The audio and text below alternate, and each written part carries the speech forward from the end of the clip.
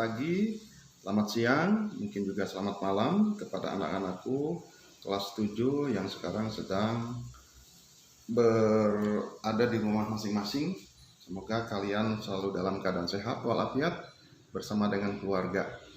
Baik, hari ini kita akan belajar PPKN bab 3. Mengapa dari bab 1 ke bab 3? Karena di dalam aturan mainnya kita mempelajari bab-bab yang penting sesuai dengan surat edaran Menteri Pendidikan dan Kebudayaan. Baik, bab 3 tentang perumusan dan pengesahan Undang-Undang Dasar Negara Republik Indonesia tahun 1945.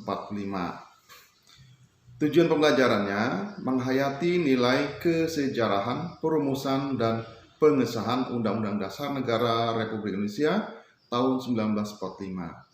Yang kedua yaitu mendukung kesejarahan perumusan dan pengesahan Undang-Undang Dasar Negara Republik Indonesia tahun 1945. Yang ketiga, menganalisis kesejarahan perumusan dan pengesahan Undang-Undang Dasar Negara Republik Indonesia tahun 1945 dan mendemonstrasikan proses kesejarahan perumusan dan pengesahan Undang-Undang Dasar Negara Republik Indonesia tahun 1945. A. Perumusan Undang-Undang Dasar Negara Republik Indonesia tahun 1945. Ini adalah lambang negara kita, burung Garuda ya, dengan Bhinneka Tunggal Ika sebagai semboyannya. Baik, kita lihat konstitusi. Karena yang namanya Undang-Undang Dasar tidak lepas daripada konstitusi. Apa sih konstitusi itu? Yaitu hukum dasar yang menjadi pegangan dalam penyelenggaraan suatu negara. Jadi setiap negara dimanapun itu ada, bahwa negara itu akan memiliki konstitusi yang dijadikan sebagai hukum dasar. Nah, bagaimana perumusan Undang-Undang Dasar Negara Republik Indonesia tahun 1945? Kita lihat di sini adalah gambar atau foto suasana sidang BPU PKI yang dilaksanakan pada tanggal 10 sampai dengan 16 Juli tahun 1945, di mana BPU PKI membentuk panitia-panitia kecil, antara lain panitia hukum dasar, panitia pembelaan tanah air, dan panitia ekonomi dan keuangan. Panitia Hukum Dasar membentuk panitia perancang undang-undang untuk merancang isi dari Undang-Undang Dasar. Nah, kita lihat hasil kesepakatan sidang Panitia Hukum Dasar adalah sebagai berikut. Membentuk panitia perancang atau Declaration of Rights yang beranggotakan Bapak Ahmad Subarjo, Bapak Sukirman, dan Parada Rahab.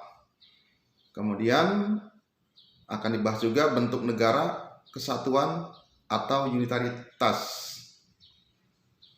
dan kepala negara di tangan satu orang yaitu presiden. Ini yang dibahas dalam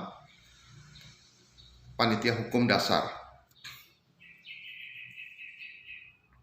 Pada tanggal 7 Agustus tahun 1945 BPU PKI dibubarkan dan Pak Soekarno kemudian diangkat sebagai ketua.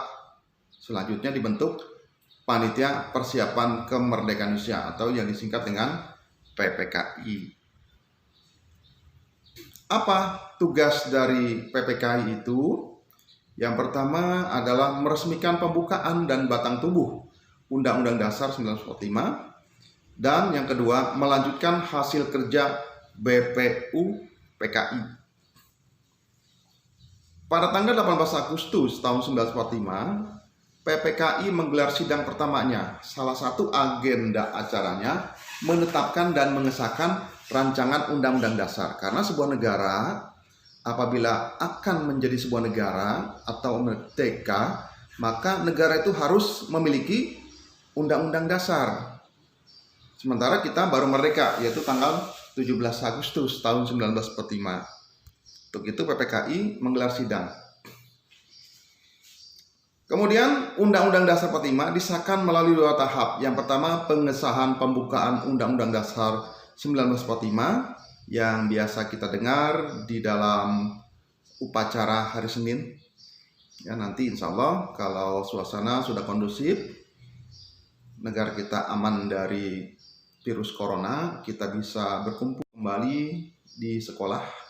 Dan biasanya pada Senin kita akan melaksanakan upacara bendera. Nah, disitulah kita bisa mendengarkan petugas upacara membacakan pembukaan Undang-Undang Dasar.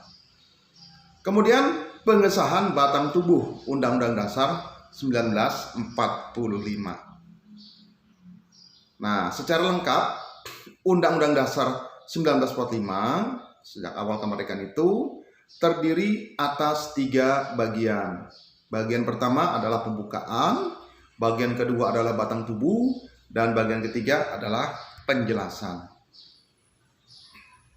Di dalam pembukaan Undang-Undang Dasar 1945 terdapat pokok-pokok pikiran yang meliputi suasana kebatinan negara Indonesia.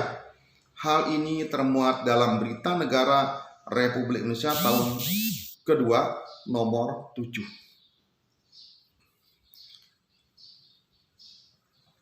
Yang C, arti penting Undang-Undang Dasar Negara Republik Indonesia bagi bangsa dan negara.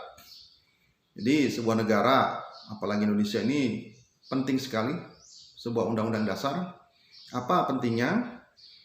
Ini dapat dilihat dari pembukaan Undang-Undang Dasar 1945 yang memuat beberapa pokok kaidah negara yang fundamental, yaitu sebagai berikut. Hal yang pertama, menjelaskan arti penting suatu kemerdekaan. Hal yang kedua, menjelaskan arti penting cita-cita bangsa kita ini, bangsa Indonesia, bahwa persatuan, kedaulatan, keadilan, dan kemakmuran adalah hal lain yang perlu diwujudkan karena kita sudah begitu lama dijajah oleh bangsa asing. Hal yang ketiga, menjelaskan pernyataan kemerdekaan bangsa Indonesia. Dan hal yang keempat, negara Indonesia yang merdeka ini harus dapat melindungi segenap bangsa Indonesia dan seluruh tumpah darah Indonesia, memajukan kesejahteraan umum, mencerdaskan kehidupan bangsa, dan ikut melaksanakan ketertiban dunia yang berdasarkan kemerdekaan, perdamaian abadi, dan keadilan sosial. Dan bagian D-nya, peran tokoh perumus Undang-Undang Dasar Negara Republik Indonesia tahun 1945. Para pendiri bangsa Indonesia yang merumuskan Undang-Undang Dasar 45 adalah tokoh terbaik, ya, tokoh terbaik yang kita miliki. Ya, karena apa? Mereka memiliki visi dan misi untuk kesejahteraan dan kesatuan Indonesia. Mudah-mudahan nanti dari kalianlah harapan Bapak, kalian menjadi orang-orang yang akan menggantikan para pejuang-pejuang kita yang dulu berjuang menegakkan kemerdekaan. Para pendiri negara ini dalam setiap pengambilan keputusan ini penuh rasa tanggung jawab, kekeluargaan, bertoleransi, menggunakan kecerdasan, kecermatan, dan ketelitian. Jadi mereka luar biasa, ya, tidak memikirkan diri sendiri, keluarga maupun kelompoknya. Pokoknya tujuan mereka adalah bagaimana bangsa dan negara ini bisa merdeka dan kemudian bisa maju. Kerjasama adalah salah satu nilai yang ditujukan para pendiri bangsa dalam merumuskan dan mengesahkan Undang-Undang Dasar 1945. Ya, karakter kerjasama ini perlu kita tiru dalam melaksanakan pembangunan di wilayah kita. Kita sebagai pelajar, ya, di kelas ini kerjasamanya misalnya melaksanakan tugas piket yang telah ditentukan oleh wali kelas. Hanya sekarang karena situasi kondisi COVID, kita belum bisa melaksanakan kerjasama itu. Untuk itu kalian mungkin bisa melakukan kerjasama di rumah masing-masing atau di lingkungan.